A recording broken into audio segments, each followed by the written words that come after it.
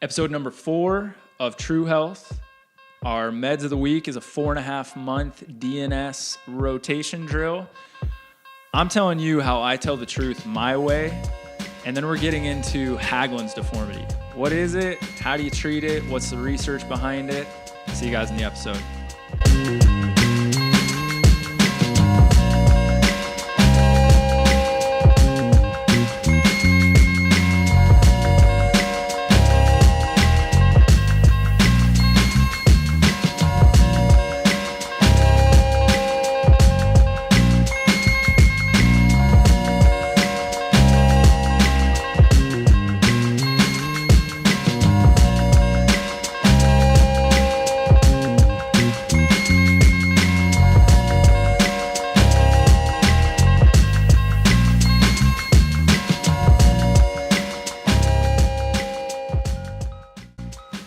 So before we get into today's main topic, which is pretty specific, we're talking about heel pain, Haglund's deformities, heel spurs, kind of all the real information about that and some of the misinformation about that. But before we get into that, if you follow me on social media, you may have seen, which we're shooting this on the 24th, so you may have seen rather large feed that started from me posting about some misinformation that I see within our field. And this was just seen from me simply perusing videos on chiropractic when I typed that into YouTube.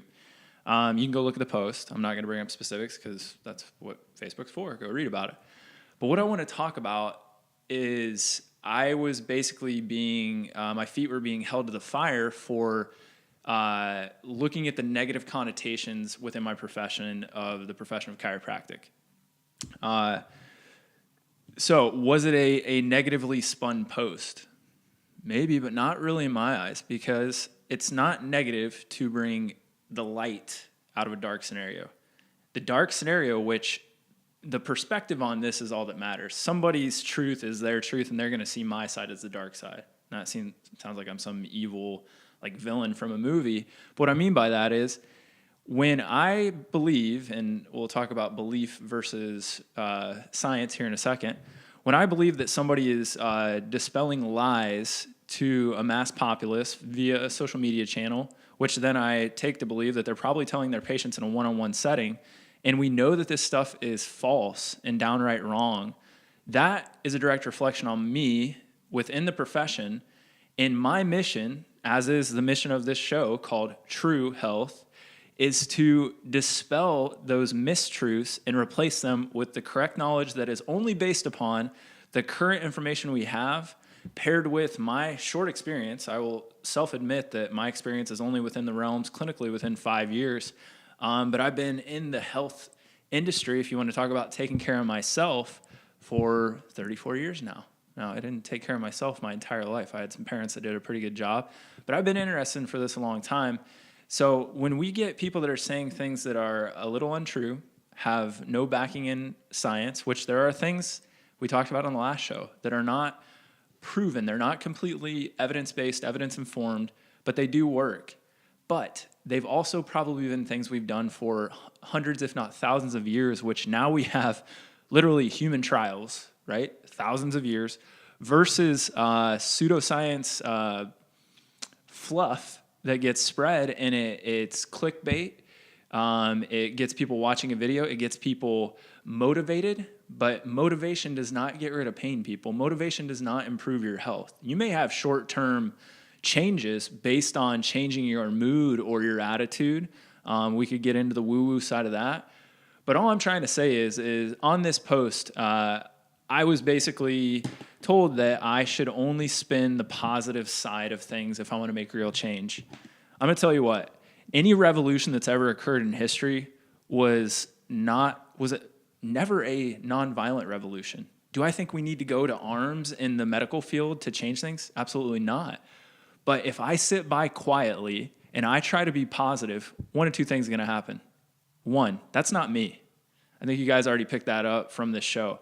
I am not the guy that's going to come to you and say, I really respect what you're saying, but this is kindly how I think. No, I do respect what you're saying, but I'm going to tell you vehemently the truth that I believe based on what I know versus something that I just conjured up.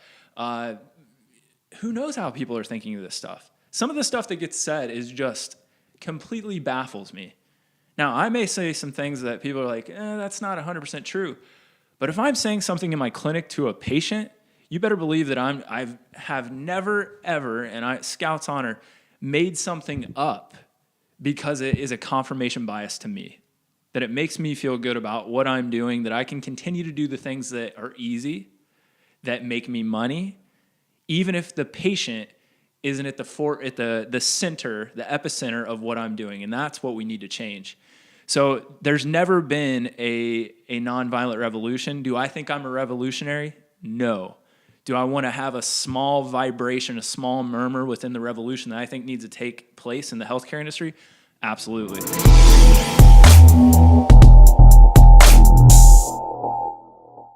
These are our 4.5-month prone rotations. So Sloan is in our 4.5-month prone DNS position here. So the setup for this is the arms are coming into the torso at 90 degrees. She has her right leg frog legged out because that's the side we're going to be working on. So her heel is in line with her hip bone. So we're drawing a plumb line down through there. This leg is just back out, straight and relaxed. So our first cue is push tall, so sternum away from the floor. Chin's in a neutral kind of deep neck flexion position. She's going to posterior tilt or pull herself kind of into neutral. Now from here, she's going to load the left shoulder, offload the right, look over the right shoulder to start, and now she's going to rotate up, and we want to think about creating space between the two elbows. Take a breath at the top, back down, reset your position at the bottom. Push tall, posterior tilt, deep neck flexion. She's going to load the left, offload the right, look right, rotate over that right side, breath in, back down. You can see these are kind of tough, and reset. Those are our 4.5-month prone rotations.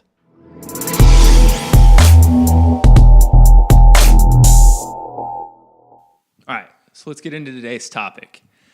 So this is a viewer Q&A. We'll call it an acquaintance Q&A. I have a friend that is a very good runner that has consulted me numerous times about a Achilles pain. And we've talked about Achilles pain, I feel like, almost in every episode. I don't know why. Maybe it's because I treat a lot of runners.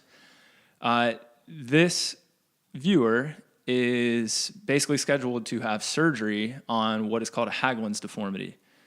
A Haglund's deformity is basically, if we wanted to get fancy, it is an exostosis. So it's a bony overgrowth on the superior posterior protuberance, another fancy term for the top back part of your heel or your calcaneus, where we have bony overgrowth. That bony overgrowth supposedly or purportedly rubs against the bursa. The bursa would be a sac of tissue and fluid that swells at will to protect tissue from rubbing on bone. So now we get what's called retrocalcaneal bursitis. So this guy's been dealing with, not just on one side, but on both sides, of bilateral Achilles pain for years, maybe decades. Very, very good runner. And anything that I'm going to say in this episode, this guy already knows. So I'm very confident in everything that we're talking about. But what I want to do is give a brief history of the evolution of footwear and basically foot maladies, injuries, ailments that have kind of plagued modern society. And then also my take on what most people turn to from interventions versus what I believe, based on evidence, is the more appropriate route to try first. I'm not always saying it's the only route, but maybe that's where we start. So let's give a brief history on footwear, right? And I think this is interesting. I'm a nerd, but maybe somebody else is interested out there. So the modern shoe, or basically bulk manufactured shoes, came to fruition in 1845 or around there when the modern sewing machine came about. So that's when we could start mass producing shoes.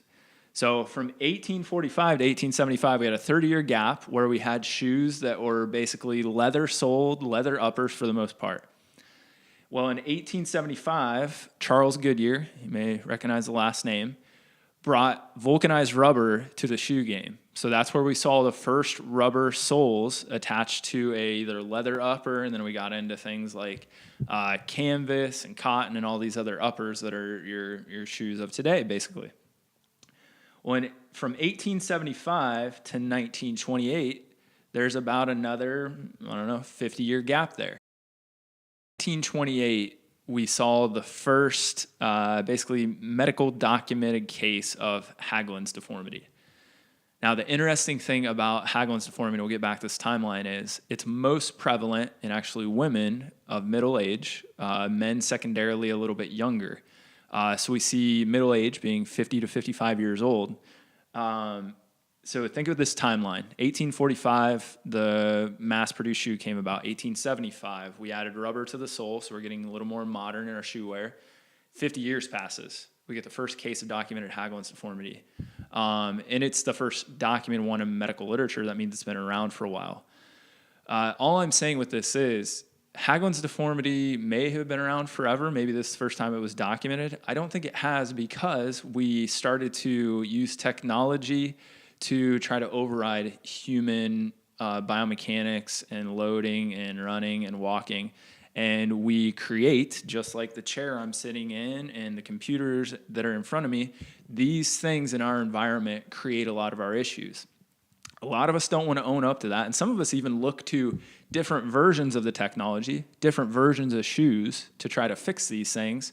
I'm going to put a link to an article that's a very well-written article by a guy that a lot of runners will know, Phil Maffetone, talking about the kind of progression of shoe wear, but also a lot of the marketing hype and some research that's been done on the marketing hype for shoe wearers for runners, looking at do shoes actually prevent or help treat an injury? And I can tell you right now, they usually don't.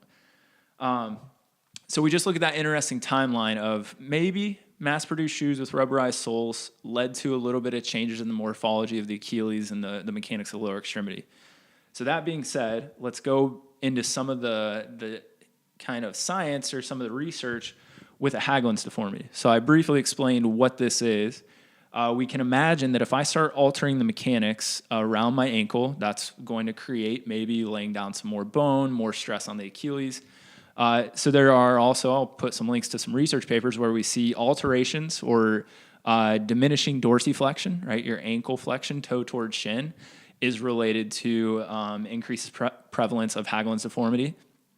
Kids, if you've ever heard of something called Seaver syndrome, which is basically an apophysitis. So the apophysitis that occurs in Seaver syndrome is the exact same place where we get that hyperostosis or that exostosis, bony overgrowth, later in life, right? So this could be starting very early, and then it manifests far later is not a apophysitis or traction pain, but more of a bursitis because of the compression from the bony overgrowth.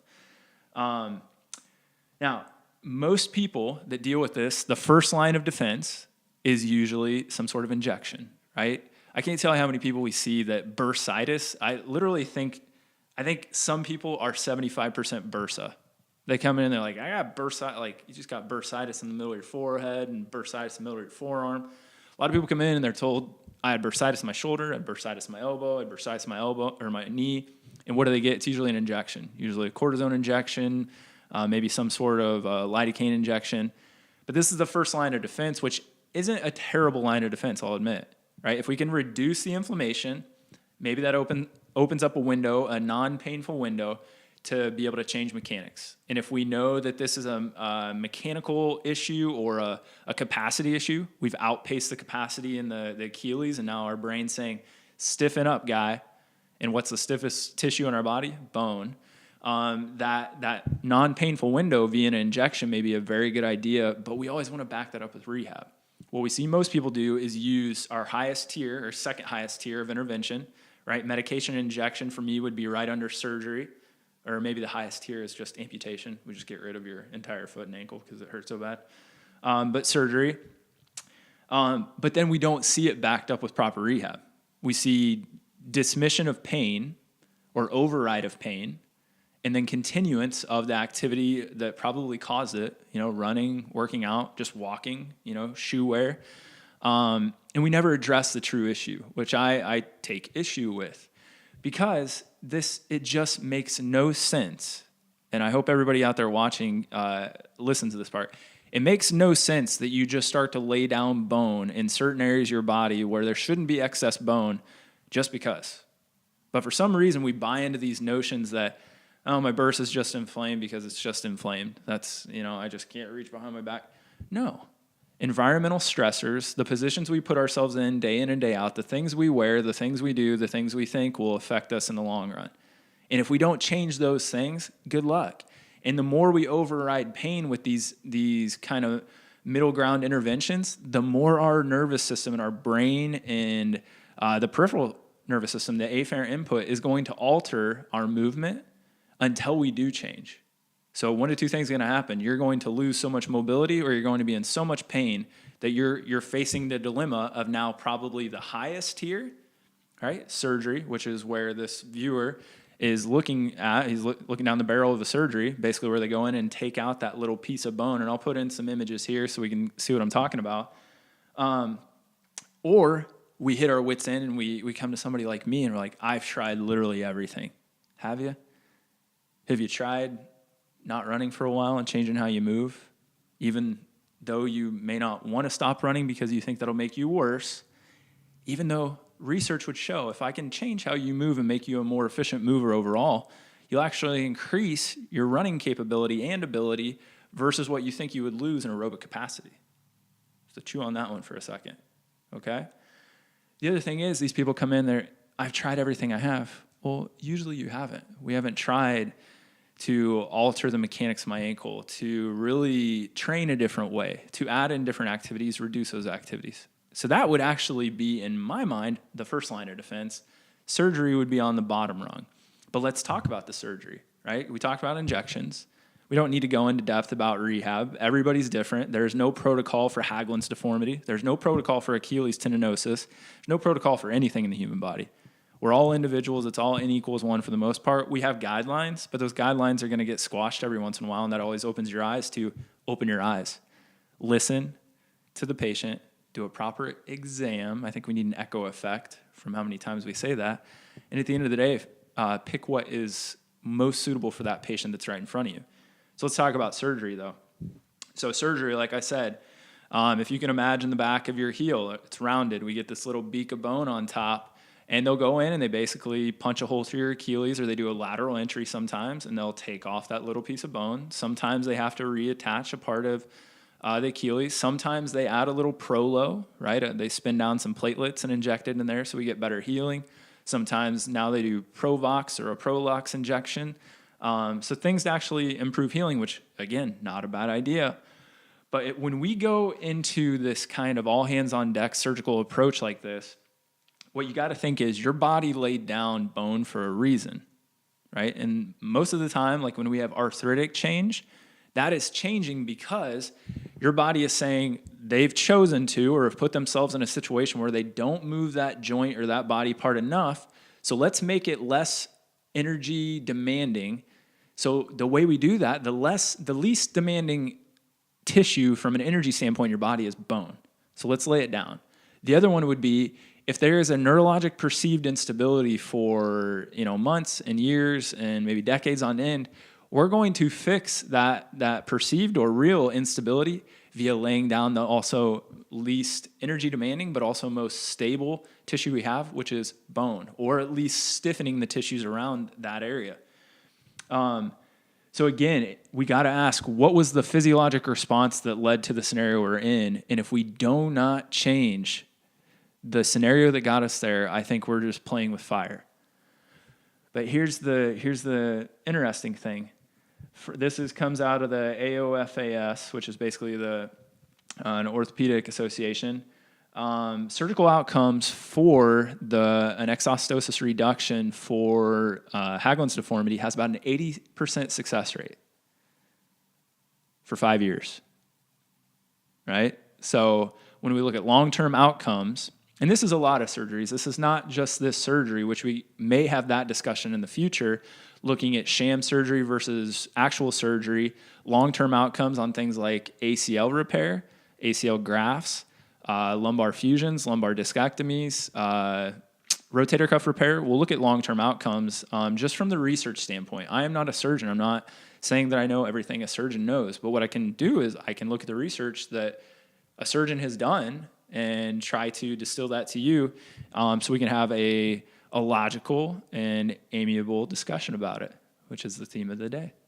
So 80% success rate, but up to the 5-year point, and there's still long-term studies going on this, looking at how people do over time. Now, there's always going to be these factors we can't factor in, right? How quickly do you return to running? Do you alter your footwear? Did you do good rehab after? What is good rehab?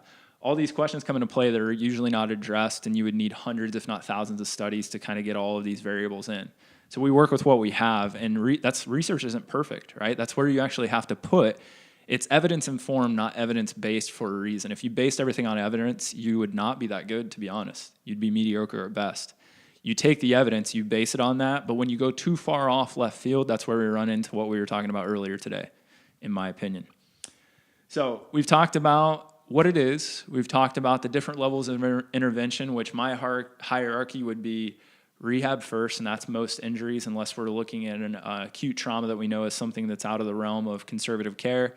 But beyond conservative care is proper triage to, some sort of pain management. Maybe pain management should come after surgery on certain things. But a surgical intervention in a kind of a repetitive injury case like this is very, very low on my list. Surgery in an acute Achilles rupture is number 1 on the list. And everybody. So the last thing I want to wrap up with here is just talking about heel spurs real quick, because this is another common theme, and we actually had a patient here today talking about this. So a lot of people come in with this diagnosis of a traction heel spur. I'll put a little picture up here so we can see what I'm talking about. And they say, yeah, it's kind of like that bruise you feel on the bottom of my heel, and it's this spur, right? It's this bone that's growing, being tractioned by the plantar fascia that's causing the pain. And just a very good question to ask people is, well, does your pain get better the more you move? And usually it does to a certain level, right? There's a tolerance, there's a cap on that. But most people that have plantar fasciitis or heel pain, they get up first thing in the morning and it's really stiff. The more they walk around, it gets a little bit better. They walk too much, it gets worse. Well, if you got to think, if you have a splinter in your foot, it hurts the same the entire time. It does not get better the more you walk on it, the more you loosen up tissue, the more you desensitize a nerve. If I have a piece of bone that is supposedly pushing on some other kind of soft tissue structure to cause pain, and I walk around on it, it probably would not get better, right? And then get worse. I'm going to put a research article in here looking at the prevalence of heel spurs in both men and women, gender differences, age differences for how often they're occurring. But then it's also looking at the pain correlation. There is such a low pain correlation from heel spurs to actually pain, it's not even funny. And when we treat something like plantar fasciitis or a heel spur in here, we do take that into account, but it's so low on the hierarchy that it doesn't even make sense to start there. And if that was the case, if there was a heel spur, you would also see that the surgical outcomes for removing a heel spur would be far better for pain relief. And one thing that I liked about the patient that I saw today is he had seen an orthopedic surgeon. The orthopedic surgeon said, I think we could do surgery, but I don't think I'm going to be able to get you out of pain. That's pretty smart, right? You can remove the piece of bone or whatever you think is causing the pain. It may not even be a pain generator, but I think what the surgeon was trying to say was, again, this happened for a reason. I may be able to take out the thing, but that may not be the thing that's causing your pain. It's kind of how your gait is what got you here, the lifestyle choices you've made, the lack of things that you did, like proper exercise, possibly, right? So that's just always a good one to talk about, because I know there are people out there that have been told they got a heel spur, think they got a heel spur. They're confused on whether that causes their pain or not. I'm going to put in some articles on the percentage base of how much we know and think those nasty old heel spurs are actually causing pain, and you guys can take a look at that for yourself. I truly appreciate you guys joining me for the 4th episode of True Health, and I will see you guys next time.